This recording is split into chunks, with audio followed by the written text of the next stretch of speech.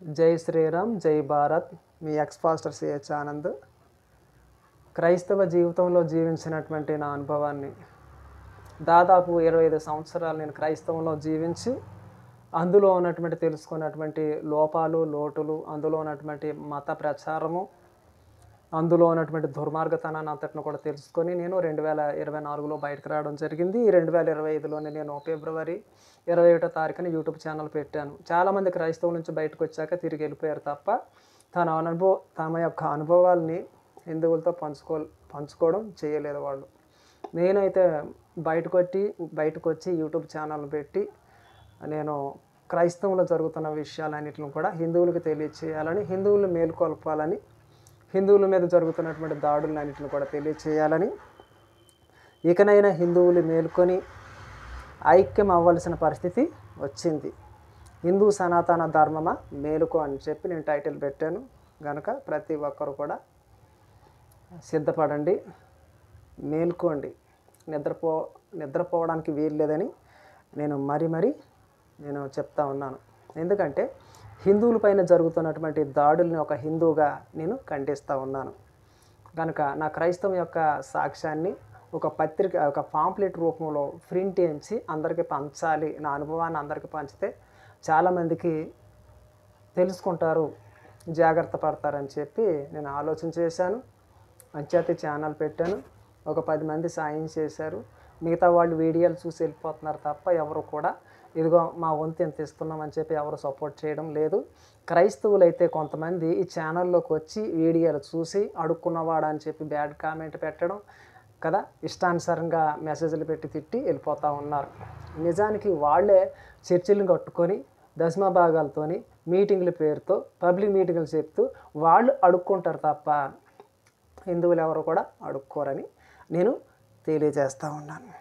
కనుక హిందూ ధర్మం కోసం పోరాడే ఒక వ్యక్తి ముందుకెళ్తా ఉన్నప్పుడు వాడిని అడుక్కున్నవాడి కింద చెయ్యరని హిందువులు అర్థం చేసుకుంటారని, తప్పకుండా సపోర్ట్ చేసి బలపరుస్తారని నేను ఆశిస్తూ ఉన్నాను.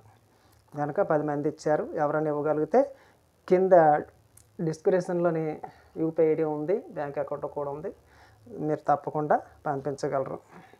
అయితే ప్రస్తుతం జరుగుతున్నది ఏంటంటే రాజ్యాంగం పేరు చెప్పుకుంటున్నారు, స్వేచ్ఛ రాజ్యాంగం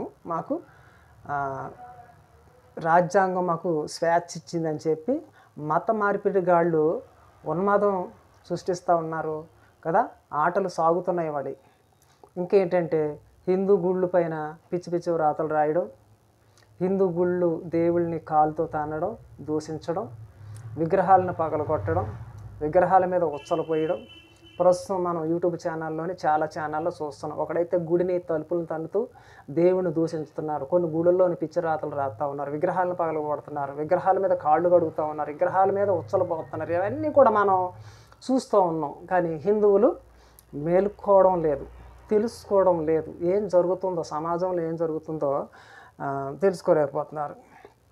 అంతేకాకుండా హిందువుల్ని ఊచకోత కోస్తామని గత కొద్ది వారాల్లో మనం చూసాం కదా. ప్రవీణ్ పగడాల చనిపోయినప్పుడు క్రైస్తవులు చేసినటువంటి వ్యాఖ్యలను మీరు ఒకసారి గుర్తు తెచ్చుకోండి. వాళ్ళు ఏమన్నారు, మేము బైబిల్ని పక్కన పెట్టినామంటే ఊచకోత కోస్తామని చెప్పి హెచ్చరించడం జరిగింది. కేవలం ఎవరిని కోస్తామంటున్నారంటే వాళ్ళు హిందువుల్ని హెచ్చరించినట్లు, హిందువులకి వార్నింగ్ ఇచ్చినట్లు కదా, తమ యొక్క బల ప్రదర్శన చేసినట్లు నేడు నాకు అనిపించింది. హిందువులకు ఎలా అనిపించిందో ఒకసారి ఆలోచించుకోండి. అంతేకాకుండా కాశ్మీర్లో కదా, మొన్ననే కాశ్మీర్లో జరిగినటువంటి సంఘటన కూడా మీరు గుర్తు తెచ్చుకోండి. కాశ్మీర్లోని ఉగ్రవాదులు కదా ప్రవేశించి మీరు ముస్లింలా హిందువులా అని చెప్పి అడిగి మరి హిందువులు అనేసరికి వారు కాల్పులు జరిపి చంపేసి వాళ్ళు తప్పించుకొని పారిపోయినట్లు మనము గత వీడియోల్లో చూసాము, మీరు చూశారు కూడా. దీన్ని బట్టి మీకు ఏం అర్థమవుతుంది, మన భారతదేశంలోని ఎవరిని టార్గెట్ చేస్తూ ఉన్నారు, ఎవరిని కోతామంటున్నారు కదా, ఎవరిని చంపుతూ ఉన్నారు, ఎవరిని చంపుతూ ఉన్నారు. కనుక హిందువులు తప్పకుండా అర్థం చేసుకోవాలి. ఇది హిందువుల మీద మాత్రమే జరుగుతున్నటువంటి దాడులు, హిందువుల మీద మాత్రమే జరుగుతున్నటువంటి ఉన్మాదాలు, ఇవన్నీ జరుగుతూ ఉన్నాయి. అంతేకాకుండా పశ్చిమ బెంగాల్లో జరుగుతున్న విషయాన్ని కూడా ఒకసారి జ్ఞాపకం చేస్తూ ఉన్నాను. పశ్చిమ బెంగాల్లోని హిందువుల పైనటువంటి దాడులు చేయడం, హిందూ కుటుంబాల మీద దాడులు చేయడం, హిందూ కుటుంబాల దగ్గరికి వెళ్ళి వాళ్ళ దగ్గర ఉన్నటువంటి గొర్రెలను మేకలను ఎత్తుకుపోవడం, వారి ఆస్తులను దోసేసుకోవడం, మగవాళ్ళని ఆడవాళ్ళని చంపేయడం, పిల్లల్ని చంపేయడం కదా. ఒక దొంగలు దోచుకున్నట్టుగా హిందువుల కుటుంబాల మీద పడి దోచుకొని వాళ్ళందరినీ చంపేయడం, వాళ్ళందరినీ తరిమేయడం, ఇదంతా పశ్చిమ బెంగాల్లో జరుగుతుంది, మతపరంగా జరుగుతుంది. కేవలం ఏంటంటే హిందువులను మాత్రం లేకుండా చేయాలి, హిందువులను చంపేయాలని చెప్పి పశ్చిమ బెంగాల్లో జరుగుతున్నటువంటి వివాదాస్పదం మీరు చూడవచ్చు. హిందువులు ఎవరు కూడా అక్కడ ఏ ముస్లిమ్స్ల మీద కూడా దాడి చేయలేదు. అక్కడ కేవలం ఏంటంటే అక్కడ మతపరంగా జరుగుతున్నటువంటి అనగా హిందువుల మీద జరుగుతున్నటువంటి దాడులు మీరు చూడవచ్చు. కాశ్మీర్లో జరుగుతున్నటువంటి దాడులను కూడా మనం చూసాము, హిందువులను మాత్రమే టార్గెట్ చేసి చంపేశారు. అంతేకాకుండా ఇదంతా చూస్తూ ఉంటే మనకేం అర్థమవుతుందంటే కేవలము మన భారతదేశంలోని హిందువుల మీద మాత్రమే కదా ఈ యొక్క ఒక రాక్షస యొక్క యుద్ధం జరుగుతుందని మన పైన మనం గుర్తించాలి. అంతేకాకుండా హిందూ ధర్మ పరిరక్షణ కోసము మంచి నాయకులను మాత్రమే మనము ఎన్నుకోవాలి. ప్రతి హిందువు కూడా మేలుకొని ఎవరైతే హిందూ ధర్మాన్ని కాపాడడానికి, హిందూ ధర్మాన్ని పరిరక్షించడానికి ఎవరైతే ముందుకు వస్తారో అలాంటి మంచి నాయకులను ఎన్నుకోవాలి. వారికి మాత్రం ఓట్లు వేసి మనం గెలిపించుకోవాలి. ఇది మాత్రం తప్పకుండా గుర్తించాలి. మనం ఎవరికి ఓట్లు వేయాలి? మన హిందూ ధర్మాన్ని రక్షించే నాయకులకు మాత్రం ఓట్లు వేసి గెలిపించి మన సనాతన ధర్మాన్ని పరిరక్షించుకోవాలని చెప్తా ఉన్నాను. అంతేకాకుండా హిందూ సనాతన ధర్మాన్ని, మన పండుగల్ని, మన ఆచారాలను, మన సంస్కృతిని ప్రేమించే ప్రభుత్వము, ప్రేమించే నాయకులు, ప్రేమించే పార్టీలు ముందుకు రావాలని మనం కోరుకుందాం.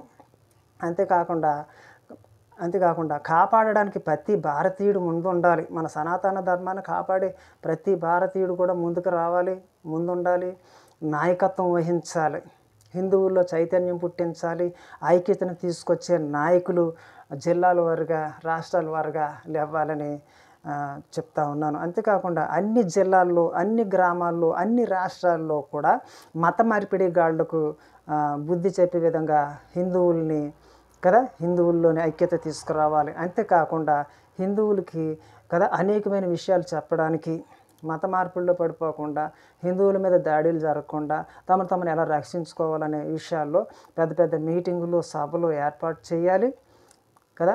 ప్రతి జిల్లాలో కూడా మీటింగులను, సభలు ఏర్పాటు చేసుకోవాలి. అంతేకాకుండా హిందువులకి అవగాహన కల్పించాలి. ప్రతి హిందువుకి అవగాహన కల్పించాలి. మీరు మతం మారకూడదు, మన మతంలో ఉండాలి, మన మతంలో ఏం తక్కువ ఉన్నది కదా, మనం ఏం కోల్పోతున్నాము, ఏం పోగొట్టుకుంటున్నామని చెప్పి ప్రతి హిందువు కూడా అవగాహన కల్పించాలి. అంతేకాకుండా చైతన్యవంతం అవ్వాలి, ఐక్యత కావాలి, ప్రతి ఒక్కరు కూడా తెలుసుకోవాలి. కేవలం ఏంటంటే హిందువుల మీద మాత్రమే దాడులు జరుగుతున్నాయి, హిందువులను నశింపచేయాలని, హిందూ అన్నవాడే భారతదేశంలో ఉండకూడదని చెప్పి చంపడం జరుగుతుంది. కాశ్మీర్లో ఇప్పుడు అదే జరిగింది, పశ్చిమ బెంగాల్లో కూడా అదే జరుగుతుంది, మన భారతదేశం అంతటా కూడా ఇవే జరుగుతూ ఉన్నాయి. వాళ్ళే మతం మార్చడానికి వస్తారు, వాళ్ళని మనం ప్రశ్నించినా, చేయెత్తినా కేసులు పెట్టడం, ఉన్మాద అనడం.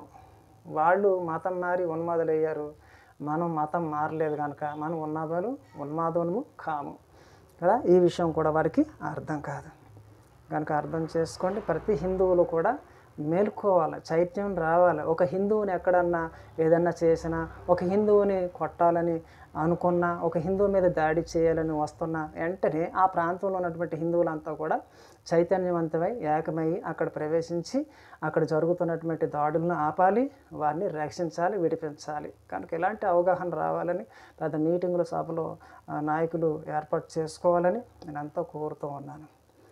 జై శ్రీరామ్, జై భారత్. Thank you.